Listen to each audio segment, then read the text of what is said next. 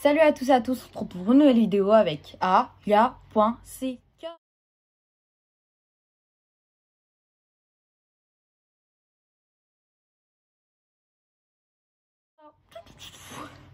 On se retrouve pour une nouvelle vidéo où je vais tout simplement vous parler de mon voile. Je sais pas si vous me voyez bien et tout. Ce sera une vidéo comme ça. J'ai eu l'idée, je me suis dit hop là, tu dois faire une vidéo. Tu vas parler de ton voile. Désolée, c'est mon sac qui vient de tomber. Alors je vais parler de mon voile. C'est un faux piercing, vous inquiétez pas. C'est un faux piercing. Du coup, je vais vous parler de mon voile. Au lycée, dehors, le regard des gens, mon âge, est-ce que c'est un problème, est-ce que c'est un frein dans mes études, et je vais vous parler à la fin de la baisse de foi. Si tout ça vous plaît, n'hésitez pas à rester jusqu'à la fin de la vidéo. Et n'hésitez pas à vous abonner à mes réseaux sociaux qui sont en barre d'infos. J'ai créé un compte Instagram rappel, donc n'hésitez pas à aller vous abonner. Il est en description, où je vous le mets aussi ici. Ça s'appelle rappel-CK. C'est mon compte Instagram de rappel. Et mon compte Instagram normal, c'est alia.ck. Voilà. Et mon compte Snap, vous le connaissez, je crois, c'est ck-alia0419. Voilà. Du coup, c'est parti. Je vous laisse avec la vidéo. J'ai des problèmes psychologiques because je suis un poco plus que un poco. Un poquito tari. Alors, on commence par au lycée. Alors, au lycée, comment ça se passe? J'ai ma feuille de, comme d'habitude, hein, vous connaissez, hein, toujours ma petite feuille de route. Comment ça se passe au lycée? Bah, au lycée, ça se passe bien. Parce que bah déjà je porte pas mon voile au lycée. Vous connaissez déjà le mec qui arrive après. Je me sens mal. Quand je l'enlève, j'ai toujours une sensation de pincement de cœur. Un dégoût de moi-même. Vraiment un dégoût. Allah, il voit comment je suis triste quand je l'enlève. Comment je suis énervée. Quand je suis aigrie. Quand je l'enlève. Il sait très bien. À chaque fois que je l'enlève, je regarde trop mal les surveillants, les pauvres. Wallah, je les regarde trop mal. Je me sens trop mal. C'est pas de leur faute, mais je me sens trop mal. Ça, c'est le côté mal. Après, quand j'enlève dans le lycée, les gens ne me regardent pas. Ils baissent la tête ou ils tournent, surtout les musulmans, ils détournent le regard. Ils ne regardent pas. Et après, voilà. Hein. On m'a jamais jugé parce que je porte le voile. Au contraire, il y a des filles dans ma classe, elles aiment bien filmer des fois en cours et tout. Et elles me disent, Alia, t'inquiète, je te filme pas, des trucs comme ça. Elles sont trop gentilles, des amours. Vraiment, mais vraiment des amours. Franchement, en plus, je suis tombée dans une bonne classe et tout. Du coup, il n'y a personne qui juge. Il n'y a pas de ce genre-là. Dans mon lycée, il n'y a pas ça du tout. On me juge pas. J'ai jamais eu de remarques ou de trucs comme ça. Juste l'année dernière, je me suis fait un peu en coup de pression par la principale parce que je mettais ma capuche et mon bonnet. Et la principale, déjà, on n'a pas droit à la capuche au lycée. Et le bonnet, tu vois, elle a pas aimé. Elle m'a dit, genre, de l'enlever. Mais sinon, elle m'a plus jamais rien dit. Franchement, j'ai jamais eu d'autres réflexions ou de trucs comme ça de ce genre. En gros, au lycée, ça se passe bien. Ça se passe. Je bégaye. Au lycée, ça se passe pas mal. Ça se passe bien. Il n'y a pas de problème. Juste le fait que j'enlève mon voile. Mais voilà quoi. Et au lycée, je porte mon long manteau. Là, je viens de l'acheter, mais ça fait pas longtemps. Mais je porte ça, genre mon long manteau ou un long gilet ou des joggings et tout. Du coup, on voit pas mon corps. Toujours, je suis en mode... je dissimule mon corps. On voit jamais mes formes et tout. Et que ça soit à l'intérieur du lycée, en dehors du lycée, partout. Toujours, je mets des trucs larges pour pas qu'on voie mes formes. Nanani. Ça, c'est partout. Vraiment partout. Après, deuxième partie, en dehors, comment ça se passe? Alors, en dehors, comment ça se passe? Bah, c'est comme ça. Comme ça. Là, comment je suis habillée, là. C'est comme je suis sortie. Désolée, maman, elle a débarqué, vous voyez, la porte, elle est ouverte et tout. Du coup, je parlais de dehors, comment ça se passe? Bah, dehors, ça se passe bien. Comme là, vous voyez, je suis habillée, comme ça, je sors. Comme ça, je sors. C'est la même chose, mais ça change pas. Mon style des vidéos, c'est le style de quand je sors. Je vais fermer la porte avant. Du coup, je vous disais, ouais, c'est mon style de dehors. Je suis pas différente de sur les vidéos. Du coup, ça se passe bien. J'ai jamais eu de réflexion ou de trucs comme ça. Enfin, pas ce que je retienne, des petits regards. Mais qu'est-ce que je m'en fous, quoi. Le plus important, c'est le regard d'Allah, pas le regard des gens. Franchement, les filles, franchement, vraiment dans l'islam, le plus important, c'est le regard d'Allah. C'est Allah qui... Le plus important, c'est pas les gens qui te regardent ou nanani. Regardez avec vos yeux, vous allez rien gagner. Rien gagner. C'est pas toi, parce que tu m'as mal regardé, je vais enlever mon voile. C'est mort, crois-moi. Même tu montes, tu descends, tu sautes, tu fais des galipettes devant moi, mon voile, je le garde sur ma tête. Juste après au lycée, que tu me pardonnes. Hein. Ils voient que je suis obligée. Si j'avais les moyens, croyez-moi, wallah, les filles, hein, je serais dans une école privée musulmane, je garderais mon voile et tout, personne ne me dirait rien. Mais bon, j'ai pas les moyens. Inch'Allah, je ferai tout pour que mes enfants aient les moyens d'être dans une école où ils peuvent faire ce qu'ils veulent, Inch'Allah. Je me donnerai les moyens parce que ce que je vis actuellement, c'est horrible. Je veux vraiment pas. Du coup, bah, dehors, comme je vous ai dit, ça change rien vraiment. Désolée pour les bruits, si vous entendez ma mère et tout rigoler, parce qu'elle est avec ma cousine et tout, il y a du monde chez moi un peu. Voilà quoi. Du coup, les regards des gens, je m'en fous. Vraiment. Vraiment, mais vraiment. Alors, ça me passe au-dessus de la tête là. Vraiment là, au-dessus du voile là, ça frôle. Je le sens même pas. Vraiment, ça me... Des fois, ça me blesse. Mais ça me blesse pas par rapport au voile. Ça me blesse par rapport aux gens qui sont à un niveau, mais à un niveau très bas. Mais c'est pas que ça me blesse en fait. Parce que je vous l'ai dit, ça me passe au-dessus de la tête en fait. C'est pas que ça me blesse, c'est juste me dire, les gens ils sont comme ça en fait.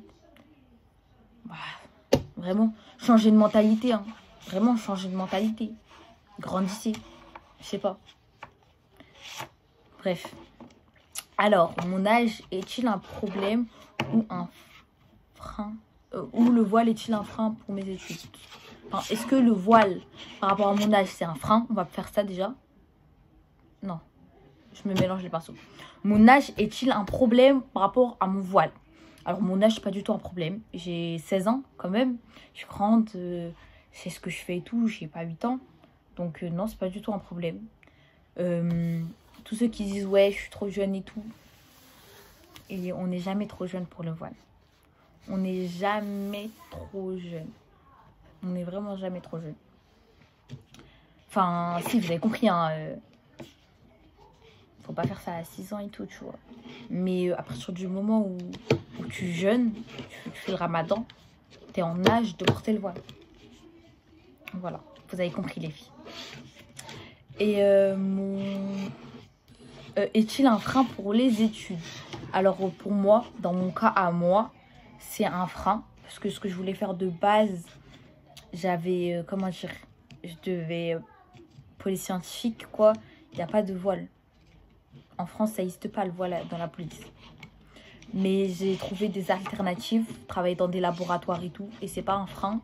Après, comme je vous ai dit, si YouTube, ça devient quelque chose qui me fait vivre, qui me fait manger et tout, bah, je compte ouvrir quelque chose à mon nom, ouvrir une entreprise. J'aimerais bien ouvrir une entreprise, mais pour l'instant, je reste dans mes études scientifiques, laboratoires et tout. Mais j'aimerais bien, à la fin, je sais pas, peut-être de 10 ans de travail en tant que dans les laboratoires et tout. Je fais du bruit tout à l'heure, je vais vouloir me tuer. Je sais pas si vous avez bien entendu. Donc, à la fin de mes 10 ans d'études, enfin 10 ans de travail dans le laboratoire, pourquoi pas, si je mets de l'argent de côté et tout, ouvrir une entreprise à mon nom et ne pas avoir d'employeur parce que je suis un peu sanguine et je vous cache pas que j'aime pas qu'on décide pour moi, qu'on me donne des ordres et tout. J'aimerais bien être à mon compte, ouvrir une entreprise et tout. Mais pour l'instant, mon rêve, ça reste quand même de travailler dans des laboratoires, travailler dans la science et tout. Et si je peux le faire avec mon voile, ça serait la meilleure chose pour moi.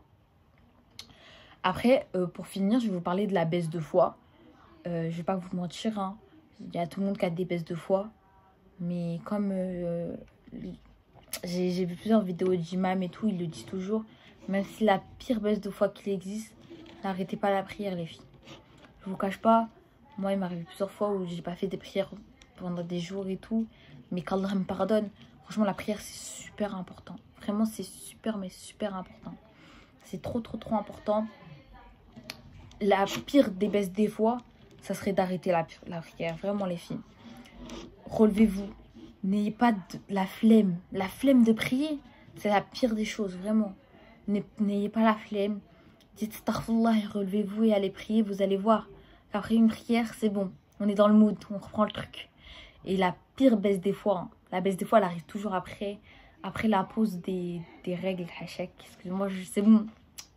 On en parle, on entre filles. Mais la pire des baisses des fois, c'est toujours après ce moment-là. C'est toujours après ce moment-là. C'est toujours un truc de ouf, hein. Moi, je le remarque toujours. Mes baisses de foi, c'est au moment où le shaitan est le plus proche de moi, c'est quand j'ai mes règles. C'est un truc de ouf. Vraiment. Qu'Allah me pardonne. Inch'Allah, j'aurai le moins de baisses de foi possible. Et c'est important de lire le Coran, les filles. Le Coran, apprendre les sourates et tout. Et faire la prière. Vraiment, c'est le plus important. Moi, j'ai une approche de la prière qui est tellement pas puissante, mais quand je prie, je prie décuplé. En fait, quand je prie, je vis le truc à fond. Parce que je pleure, moi, quand je prie. La plupart du temps, je pleure. C'est-à-dire que je sais pas pourquoi, mais je vis toujours le truc 100 fois pire. Je sais pas, 100 fois plus que... Peut-être que les autres sentent, je sais pas après, mais je pleure. C'est-à-dire que j'ai besoin de prier. J'ai tellement de mal à vivre certaines choses que quand je prie, je me sens mieux et je pleure et j'oublie tout après. Mais c'est super important de prier, surtout quand vous avez des problèmes. Vraiment, quand vous avez des problèmes, quand vous vous sentez le plus bas possible, que vous avez besoin de parler. Ma mère n'arrête pas de crier, ça me... Ils savent pas, les Arabes, vraiment. Les Arabes ne savent pas discuter sans crier. C'est un truc de ouf. Du coup, je disais, quand vous vous sentez le plus bas possible, que vous n'avez pas avec qui parler, que vous savez pas quoi faire, avec qui discuter, franchement, wallah, que la meilleure personne avec qui parler, qui ne jugera pas, parce que c'est ton créateur, c'est Allah. Tu te poses sur ton tapis, tu pleures, tu racontes tout. Franchement, Allah, il voit toute ma journée. Hein. Vraiment, il voit toute ma journée. Mais quand je prie, à la fin de chaque prière, au moment de la doha, je raconte toute ma journée et je pleure. Je raconte tout. Alors que je sais très bien qu'il sait ce qui s'est passé. Allah, il sait, il voit tout, il est miséricordieux, il sait tout. Mais il pardonne tout, il sait tout. La grandeur, sa grandeur, tu vois. Mais quand je prie, je raconte tout. Parce que j'ai besoin d'en parler. Et si j'en parle pas avec Allah, je vais en parler avec qui?